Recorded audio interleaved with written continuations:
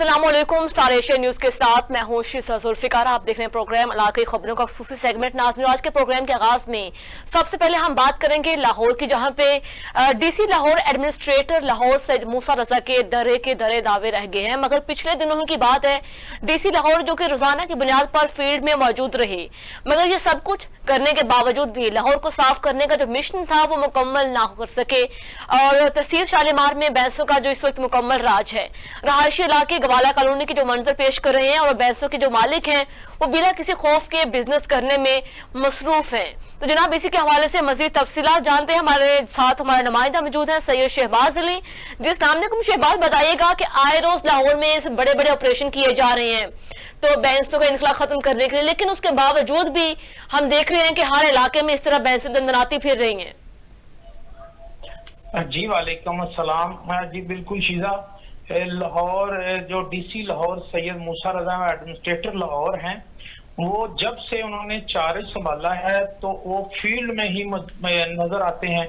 आज भी बरकी रोड पर उन्होंने जो दौरा किया है वहां पर भी एक डेंगू के वाले से लार्वा बरामद हुआ है, जिसको मौके पर ही तलब कर दिया गया। लेकिन अगर बात करें कि ये लार्वा जो है बरामद क्यों होता है और डेंगू जो है तेजी से डेंगू की क्यों पैदावार हो रही है, और देखें तो इसके केस भी देखने को सामने आ रहे हैं। असल मकसद ये है कि रहायशी इलाकों में जो है वो भैंसों का राज है, जिसकी वजह से ये डेंगू में रोजाना की बुनियाद पर इजाफा हो रहा है। और लाहौर को साफ करने का मिशन जो था मरियम नवाज साहबा का, वो बिल्कुल मुकम्मल नहीं हो सका, क्योंकि जो बैंसें हैं वो रहायशी इलाकों में मौजूद हैं और मुख्तलिफ मकामात पर जो गुंजान आबादियां हैं जो उनमें रहायशी इलाकों में जो बैंसें हैं वो बिल्कुल डेरे जमाए हुए हैं बैंसों वालों ने, क्योंकि वहां पर बिजनेस कर रहे हैं। और जो असिस्टेंट कमिश्नर्स हैं वो बिल्कुल खामोश तमाशाई हैं और अपनी सीटों पर एसीओ में बैठे हुए हैं। बड़ी गाड़ियां मिली हुई हैं, सैलरियां मिल रही हैं, लेकिन काम करने में वो बिल्कुल मुतर्रक नजर नहीं आते। वो टाल मटोल से काम लेते हैं। अगर उनका मौकफ भी लिया जाए तो ऐसे करते हैं कि जैसे अभी हमने ये बैंसें निकाल कर ग्वाला कॉलोनी में मुंतकिल कर देनी है, लेकिन ऐसा कुछ भी नहीं करते।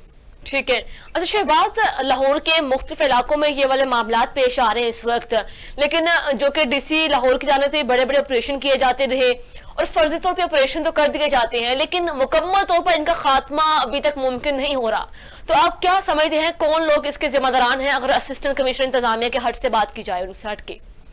हाँ शीजा, हमने बारहा मुतअद्दिद बार, आज भी मेरी असिस्टेंट कमिश्नर जो अनम फातिमा उनको भी मैंने मैसेज किया, और आमर महमूद जो वागा तहसील के जो असिस्टेंट कमिश्नर है उनसे भी मैंने बात की है। तो उन्होंने भी यही कहा है कि हम जल्द से जल्द सफाया कर देंगे, क्योंकि डीसी लाहौर के बहुत सख्ती से ऑर्डर हैं कि कोई भी रहायशी इलाका उसमें भैंसें ना हो। इसी वजह से बहुत मामलात पेश आ रहे हैं, क्योंकि हमने मुतअद्दिद बार स्टार एशिया न्यूज की स्क्रीन पर दिखाया है ये मामला, लेकिन ये मामला हल होता हुआ बिल्कुल नजर नहीं आ रहा। इसके जिम्मेदारान की बात करें तो वो ये असिस्टेंट कमिश्नर्स हैं जो कि इस पे पूरा अमल दरामद नहीं करवाते, ये भी ऑर्डर कर देते हैं।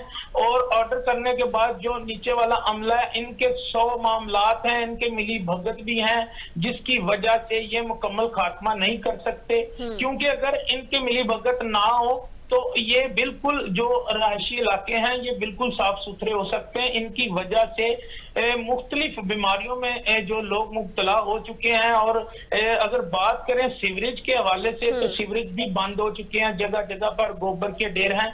मैं यहाँ पर एक बात और करता चलूं कि डीसी लाहौर जो सैयद मूसा रजा हैं वो बार बार एक मैसेज दे रहे हैं कि जो खाली प्लॉट हैं उनमें भी कचरा ना पड़ा हो, गंदगी के ढेर ना हो। तो यहाँ पर तो वाज़ेह स्टार एशिया न्यूज की स्क्रीन पर देखा जा सकता है कि कोई ऐसी जगह नहीं है ये जो तहसील शालीमार है या तहसील वागा है, इसमें कोई ऐसी जगह नहीं है कि जहां पर गोबर के ढेर नजर ना आते हों और प्लाटों में जो है वो कचरा नजर ना आता हो।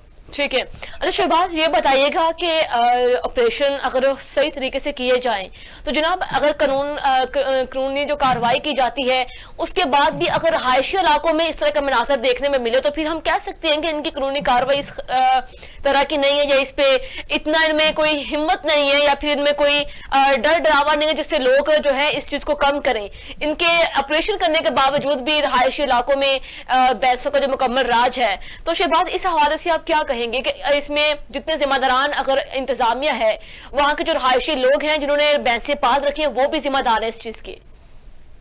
जी शीजा, वो तो कानून को हाथ में ले रहे हैं ना। ये कानून ही नहीं है कि रहायशी इलाकों में बैंसें हो। और ये जो लोग हैं ये इन्होंने तो कई बार कानून को हाथ में लिया हुआ है, इसलिए कि ये जो सुबह उठते हैं यहाँ पर ही चारा डालते हैं, यहाँ पर ही जो भैंसों का दूध है वो भी सेल करते हैं और सरेआम फट्टे लगाए हुए हैं। यहाँ अगर बात करें इंतजामिया की तो हम जो आम शहरी हैं उनको भी नजर आ रहा है कि ये क्या कर रहे हैं। तो इंतजामिया ने तो ये सब कुछ देखते हुए भी आंखें बंद की हैं। ये जिम्मेदारान ये दोनों ही हैं, और इंतजामिया भी जिम्मेदारान है, और जो ये काम कर रहे हैं, ये इनको जो लोग यहाँ पर काम कर रहे हैं जिन्होंने बैंसें रखी हुई हैं, तो ये तो बिल्कुल कानून को हाथ में ले रहे हैं। इनको तो कानून का डर खौफ ही नहीं है, ये तो बिला किसी खौफ के ये काम कर रहे हैं। अगर दूसरी बात करें तो कल का ये वाकया है कि जो मेन केनाल रोड है उस पर जो बैंसें जो तकरीबन 100 से ज्यादा जो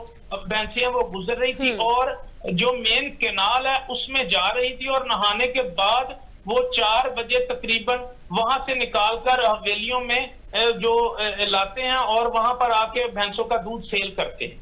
ठीक है शहबाज, बहुत शुक्रिया, आपने हमें अपडेट किया लाहौर के उन इलाकों के बारे में जहां पे इस वक्त भैंसों का जो मुकम्मल तौर पर राज है। ना सिर्फ वहां पे डीसी लाहौर एडमिनिस्ट्रेटर जो लाहौर सईद मूसा रजा है, उनके दावे जो हैं वो दरे के दरे रह चुके हैं। हालांकि पिछली रोज भी वो फील्ड में तो मौजूद रहे, मगर ये सब कुछ करने के बावजूद भी लाहौर को साफ करने का मिशन मुकम्मल ना कर सके। तो जनाब प्रोग्राम में आगे बढ़े, नेक्स्ट इश्यूज पे बात करते हैं, जो कि लाहौर पुलिस हिसास इदारों को सिक्योरिटी देने में नाकाम हो चुकी है। पुलिस एहलकार का इरादा कत्ल के मुलजिम को सेशन कोर्ट में असलहा देने का इंकशाफ पुलिस पर एक बड़ा सवालिया निशान है।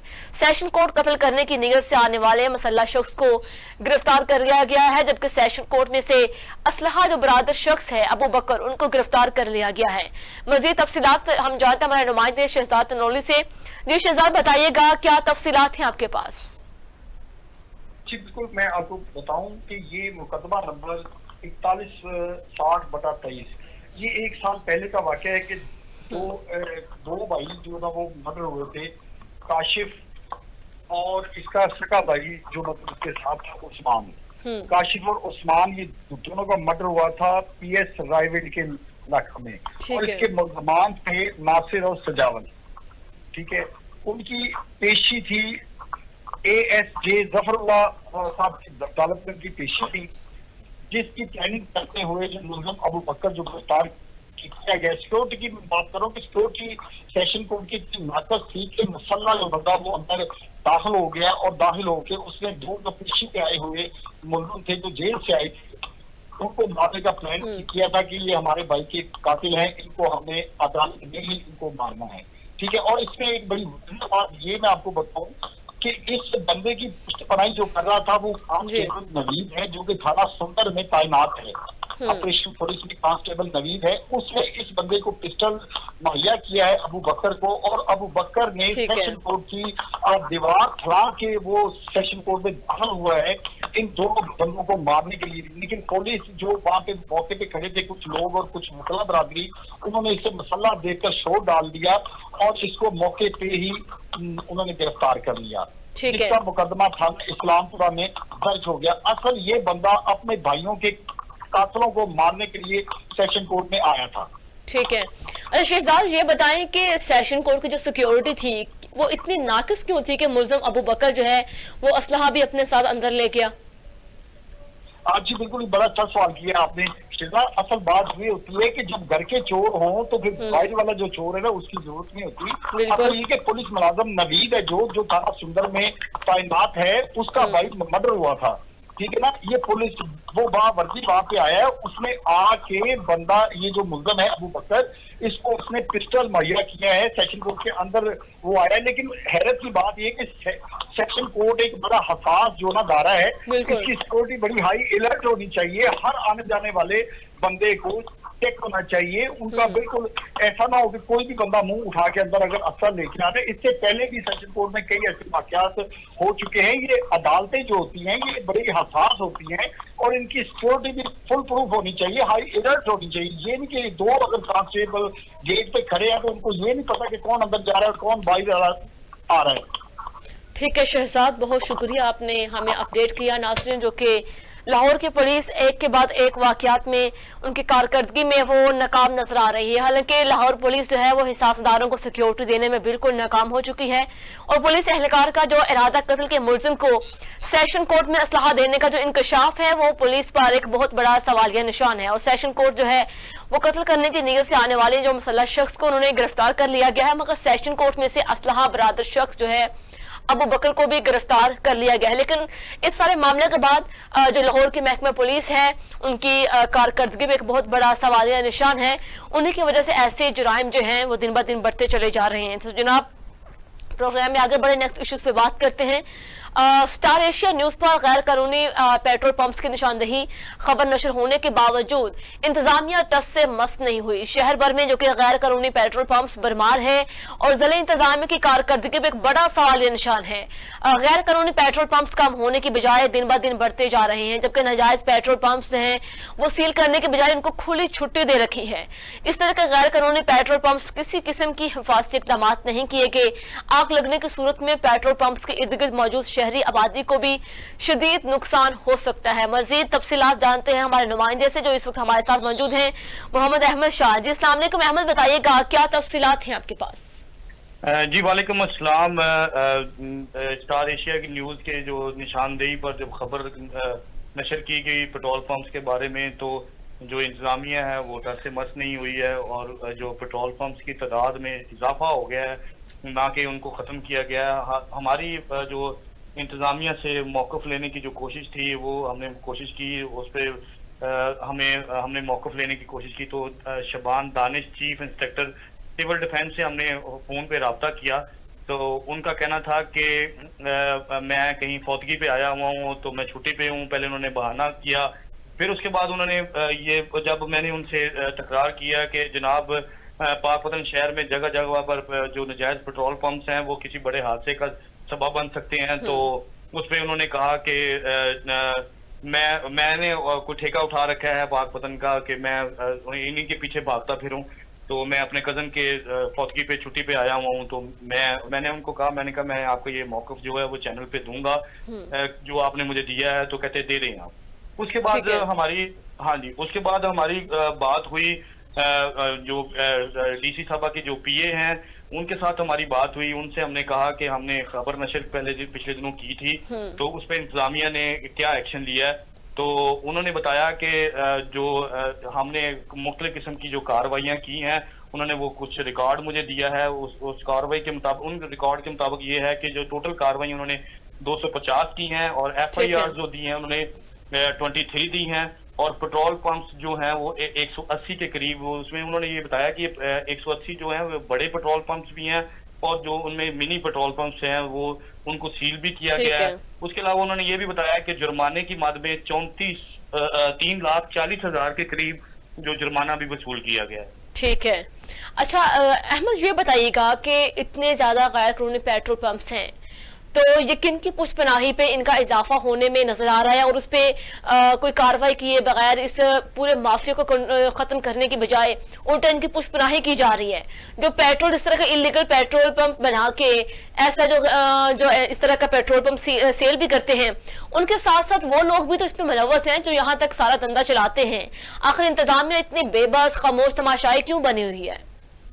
इसमें ऐसा है कि जो पेट्रोल पंप्स जो मालकान हैं जो वो काफ़ी जो असर रसूख वाले होते हैं, और दूसरा जो है कि ये जो सिविल डिफेंस के जो अफसरान हैं ये भत्ताखोरी करते हैं, ये उनसे भत्ता लेते हैं, मंथली लेते हैं। इस वजह से भी ये सारा काम जो है वो अरूज पर है। मैं अपने यहाँ पर सुनने वाले नाज़रीन को ये बताना चाहता हूँ कि पाकपतन शहर इस वक्त शदीद पाकपतन शहर को खतरा लायक है, जिसमें जो मेन जो मैं आपको यहाँ पे निशानदेही दोबारा करता जाऊँ ताकि सुनने वालों को भी पता चले कि पुरानी सब्जी मंडी वहाँ पर एक जो मिनी पेट्रोल पंप मौजूद है, उसके अलावा पीर कोट में 2 के करीब जो मौजूद हैं पेट्रोल पंप, उसके अलावा जो अल नूर सोसाइटी के बिल्कुल सामने 2 मौजूद हैं, उसके अलावा सिटी के अंदर ही कमीर रोड के ऊपर 4 से ज्यादा जो हैं पेट्रोल पंप्स, जो मिनी पेट्रोल पंप्स वो मौजूद हैं। ये शहर का एरिया है और यहाँ पर 24 घंटे लोगों पर जो खतरा मंडरा रहा है कि किसी वक्त भी कोई बड़ा हादसा यहाँ पर पेश आ सकता है, लेकिन इंतजामिया जो है वो टस से मस होने को तैयार नहीं है। जैसा कि मैंने आपको पहले भी बताया कि शफान दानिश जो हैं चीफ इंस्पेक्टर सिविल डिफेंस हैं, उनसे जब मैंने रब्ता किया तो उनका जो बात करने का जो अंदाज था उससे पता चल रहा था कि वो कार्रवाइयां नहीं बल्कि मंथलियां ले रहे हैं। वो अंदाजा ही हो रहा है हमें इस बात। अच्छा, हमें ये बताइए कि 250 जो कार्रवाइयां की गई हैं, उन कार्रवाइयों के दौरान जो मिनी पेट्रोल पंप जिनको निशानदेही की गई है, उन पे कार्रवाई के दौरान कोई जुर्माना किया गया, उनको तलब भी किया गया, या बस फोटो सेशन की हद तक बस ये निजाम चला है? नहीं मैडम, ये तो इस तरह हुआ है कि जो पेट्रोल पंप्स के बारे में मैंने पिछले दिनों भी जो हमारे स्टार एशिया न्यूज पर जो खबर नशर हुई थी, वो जो के तू खड़े हैं बल्कि उनमें इजाफा हुआ है, उनमें 2 से 3 पेट्रोल पंप्स का इजाफा हुआ है, उनपे किसी किस्म की कोई कार्रवाई नहीं की गई। ये तो जब हमारी डीसी साहबा के पीए से बात हुई तो उन्होंने जो डाटा दिया है, ये डाटा जो हमारे जराये के मुताबिक आज से 2 माह पहले का है। तो इससे ये जो डाटा उन्होंने दिया है जिसमें 3,40,000 का जुर्माना भी वसूल किया गया। अगर ये कार्रवाइयां करें रोजाना की बुनियाद पर तो एक तो रेवेन्यू इकट्ठा होता है हुकूमत के लिए, और दूसरा जो है वो शहरी भी खतरे से बच सकते हैं। अच्छा अहमद, जिन मिनी पेट्रोल पंप के खिलाफ कार्रवाई की जाती है उनसे जस्ट जुर्माना आयद किया जाता है या फिर उनको तलब भी किया जाता है? नहीं, उसमें ये होता है कि वैसे तो असूली तौर पे तो यही होना चाहिए कि उनको फौरी तौर पर उनको सील कर दिया जाए, उनकी जो मशीन है उसको तलब करके तो ऑफिस में ले जाके तो उसको मुस्तकिल तौर पर सील किया जाए और जो जुर्माना भी किया जाए और उन पे FIR भी दी जाए। लेकिन ऐसा नहीं होता है। ये है कि अगर ये किसी के पास कार्रवाई करने जाते भी हैं तो उसको पहले सील कर देते हैं, फिर वो पैसे दे के तो उसको वो खत्म करवा के तो दोबारा खोल लेते हैं, फिर दोबारा अगर कार्रवाई हो तो मशीन उतार के दफ्तर में ले जाई जाती है, और दफ्तर में भी यही होता है कि दफ्तर में वो फिर वो किसी असर रसूख के बिना पर वो वहां पर पहुंच के उनको पैसे देकर तो दोबारा वहीं पे मशीन लग जाती है। इसी वजह से जो शहर में जो मशीनें वो खत्म होने का नाम ही नहीं ले रही है। ठीक है अहमद, बहुत शुक्रिया, आपने हमें अपडेट किया इस हवाले से। जो जनाब पाकपतन की इंतजामिया है उसकी कारकर्दगी पे एक बड़ा सवालिया निशान है। स्टार एशिया न्यूज ने एक खबर ब्रेक की थी गैर कानूनी पेट्रोल पंप्स के हवाले से, लेकिन खबर नशर करने के बावजूद भी पाकपतन की इंतजामिया टस से मस नहीं हुई, उनके कान पे जो तक नहीं रेंगी। अगर वहां की इंतजामिया भी उनके साथ साथ जो ये इसे गैर कानूनी पेट्रोल पंप चला रहे हैं वहां पे इलीगल जो है वो तेल की सप्लाई की जा रही है, वहां पे सेल किया जा रहा है, वो लोग भी मुबैना तौर पर उनके साथ मुलव्वस है। इंतजामिया जो है वहां के इंतजामिया के जो मुलाजमीन है उनसे मंथली वहां पे वसूलियां बत्था वसूली की जाती है, और इनकी सबकी पुष्टनाही की वजह से आज भी जो कि पाकपतन में इस तरह के गैर कानूनी पेट्रोल पंप्स हैं उनकी तादाद में मजीद इजाफा होता चला जा रहा है। लेकिन जो कार्रवाइयां हैं वो 250 की गई हैं, लेकिन वो कार्रवाइयां सिर्फ नाम की हद तक की गई हैं और कार्रवाई के करने के बावजूद भी वहां पे इजाफा ही देखने को मिला है। तो जनाब आगे बढ़े प्रोग्राम में नेक्स्ट इश्यूज पे बात करते हैं, जो कि रुख करें कसूर का, जो कि कसूर एक मरतबा फिर गैर कानूनी मिनी पेट्रोल पंप्स की मंडी में तब्दील हो चुका है, और ये इशू सिर्फ एक शहर का नहीं हर दूसरे शहर का बनता जा रहा है। जगह जगह पेट्रोल फरोख्त करने वालों के सरपरस्त जो है एक मरतबा फिर सिविल डिफेंस के ऑफिसर्स बन गए हैं, जिन्होंने गैर कानूनी तौर पर शहर में जगह जगह गैर कानूनी तौर पर मिनी पेट्रोल पंप कायम करवा रखे हैं, और कसूर शहर में जो कि मिनी पेट्रोल पंपों के नाम पर आग की भट्टियां कायम करके शहरियों की जिंदगियां खतरे से दो चार कर दी गई हैं। जबकि कसूर के तकरीबन हर गली मोहल्लों के अंदर चौकों वाले मकामात पर गैर कानूनी इस तरह के पेट्रोलियम मसनूआत फरोख्त की जा रही है, और इनकी सहूलतकारों ने भी सिविल डिफेंस के अफसरान के साथ मिली भगत करके कसूर में गैर कानूनी धंधा करवा रहे हैं। और मजीद जानते हैं तफसीलात, हमारे साथ नुमाइंदा मौजूद हैं आसिफ उस्मानी जी। अस्सलाम वालेकुम आसिफ साहब, बताइएगा कसूर में क्या सूरत हाल है, इस तरह के गैर कानूनी पेट्रोल पंप्स किस हद तक बढ़ चुके हैं? जी वालेकुम अस्सलाम शीजा, बहुत शुक्रिया। कसूर एक मरतबा फिर गैर कानूनी मिनी पेट्रोल पंपों की मंडी में तब्दील हो गया।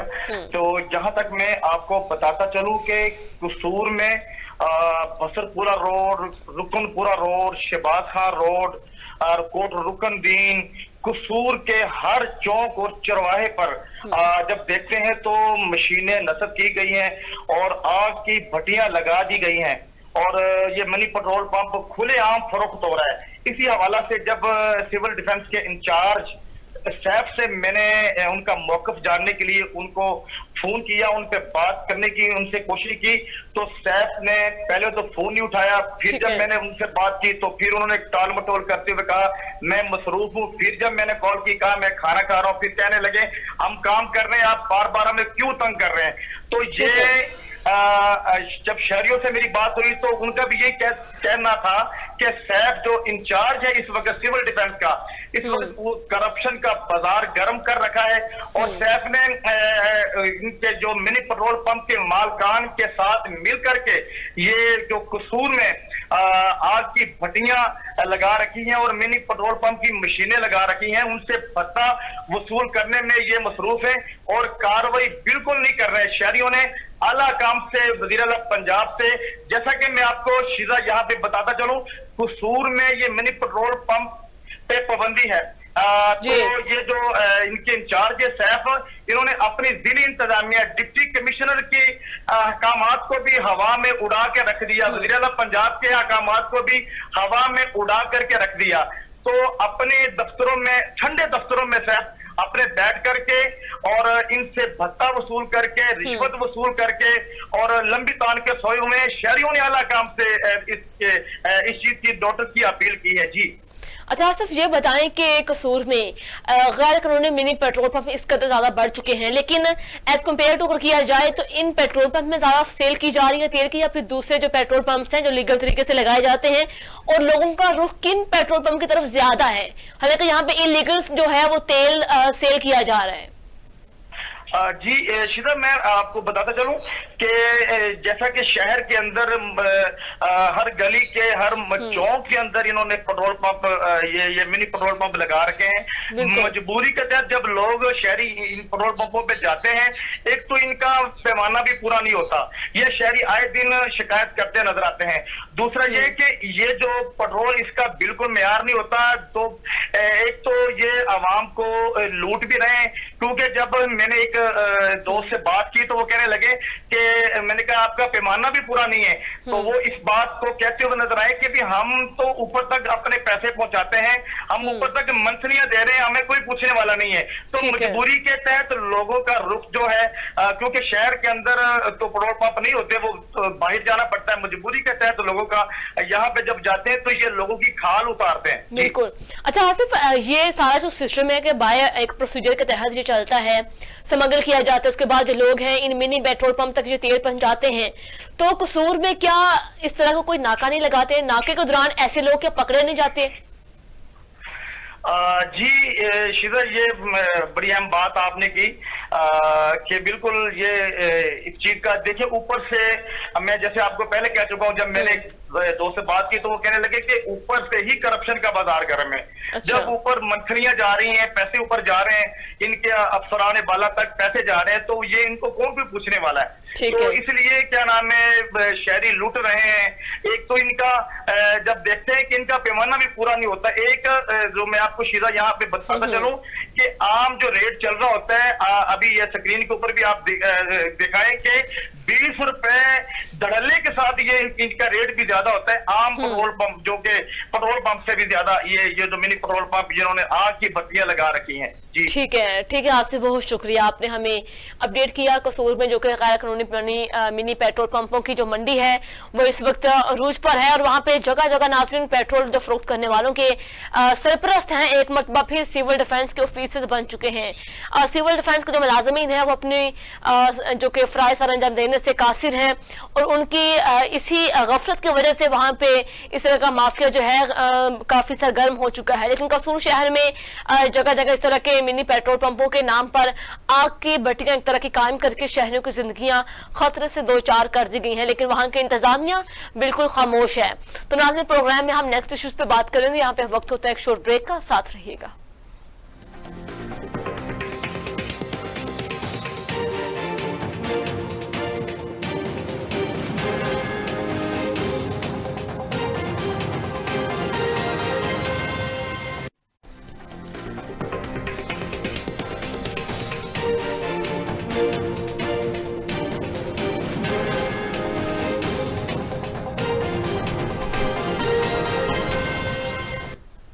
वेलकम बैक नाज़रीन, प्रोग्राम का सिलसिला आगे बढ़ाते हुए रुख करते हैं शोरकोट का, जहां पे थाना शोरकोट कैंट में तैनात एएसआई जफर अब्बास ने खतून को मजरूब करने वाले मुलजिमान को रिलीफ देने की मद में रिश्वत वसूल कर ली है। जबकि रिश्वत वसूल करने की फोटेज भी स्टार एशिया न्यूज ने हासिल कर ली है और सामने आने वाले जो फोटेज में एएसआई जफर अब्बास को रिश्वत लेते हुए देखा जा सकता है। और डीपीओ कैप्टन रिटायर्ड हैं बिलाल इफ्तिखार कियानी, उन्होंने नोटिस लेते हुए एएसआई को मुअत्तल कर दिया है।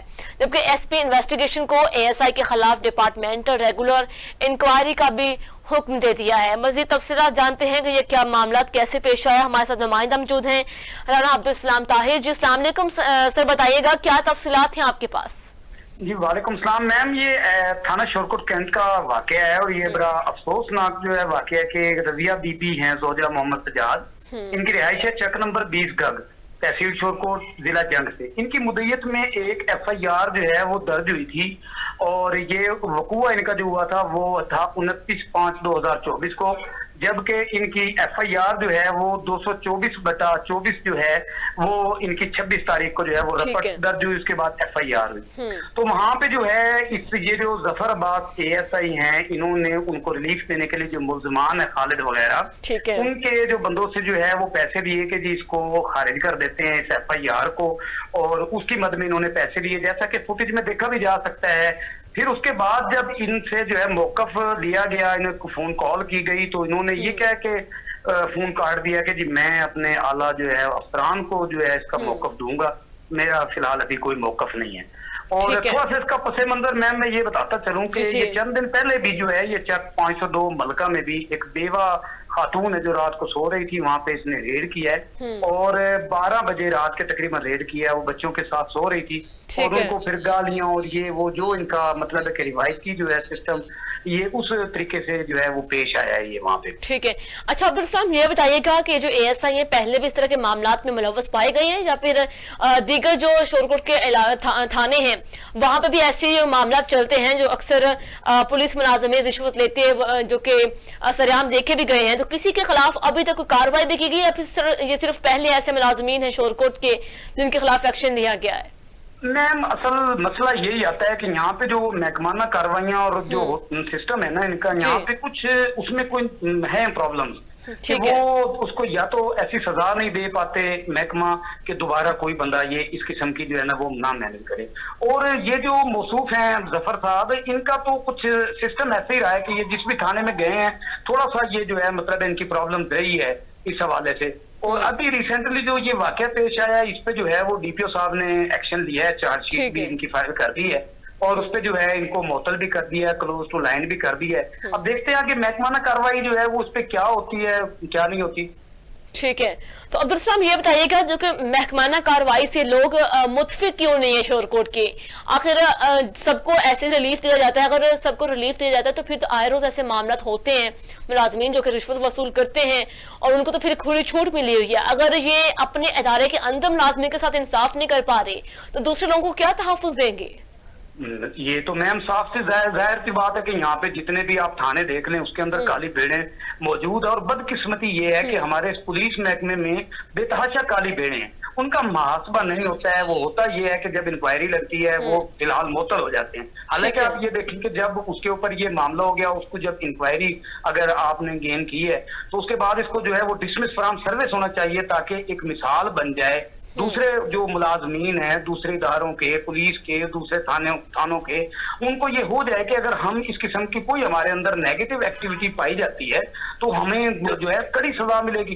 सजा का जो अमल है ना, मैं तो जाती तौर पे ये समझता हूँ कि जो है ना, सजा का अमल कोई इतना अच्छा और साफ शफाफ नहीं होता है। ये फिर सिफारिश वगैरह से और किसी और दूसरे तरीके से दोबारा जो है वो बहाल हो जाते हैं। बल्कि मेरे जो राय हैं वो यही कहते हैं कि ये जो मुअत्तल करते हैं इसकी तो सैलरी भी उनको प्रॉपर तरीके से मिल रही होती है, तो फिर मैम ये कैसे पॉसिबल है कि ये लोग रिश्वत ना दें। बिल्कुल बिल्कुल अब्दुल सलाम, बहुत शुक्रिया, आपने हमें अपडेट किया इस हवाले से। जनाब, शोरकोट का थाना जो है शोरकोट कैंट में तैनात एक ASI है जफर अब्बास नामी, जिन्होंने खातून को मजरूब करने वाले मुलजमान को रिलीफ देने की मद में रिश्वत वसूल की, लेकिन इसकी जब फोटो मंजरेआम पे आई उसके बाद उसे जो कि रिश्वत लेते हुए देखा भी जा सकता है। और वहां के जो DPO हैं कैप्टन रिटायर्ड बिलाल इफ्तिखार कियानी, उन्होंने इस मामले पर नोटिस लेते हुए उसे मुअत्तल कर दिया है। और SP इन्वेस्टिगेशन को ASI के खिलाफ डिपार्टमेंटल रेगुलर इंक्वायरी का हुक्म भी दिया गया, लेकिन वहां के जो लोग हैं जो कि ये सब मामला से उनका गाहे बगाहे ये सामना होता रहता है, लेकिन वो इस चीज से बिल्कुल भी मुतफिक नहीं है,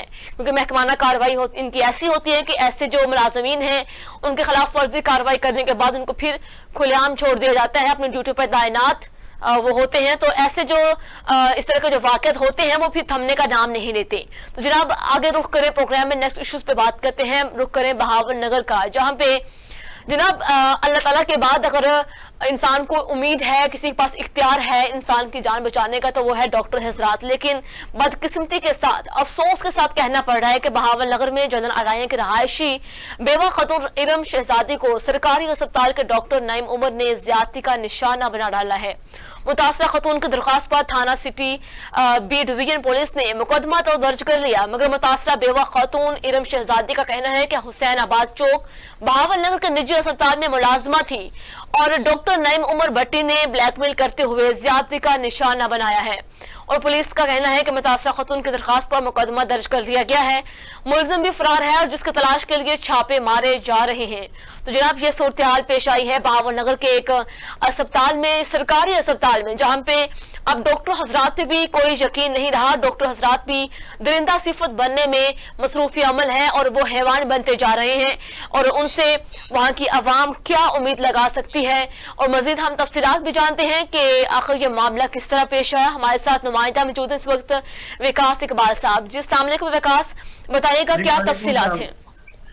जी बिल्कुल, ये बहावल नगर थाना B डिवीजन की हदूद में हुसैनाबाद चौक में वाक़या उमर अस्पताल के नाम से एक अस्पताल, निजी अस्पताल वाक़या है। यहाँ पर जो मौजूद होते हैं डॉक्टर नईम, मोहम्मद नईम वल्द मोहम्मद उमर, जिनकी कौम राजपूत है और वो सकना सदात कॉलोनी से तल्लक रखते हैं।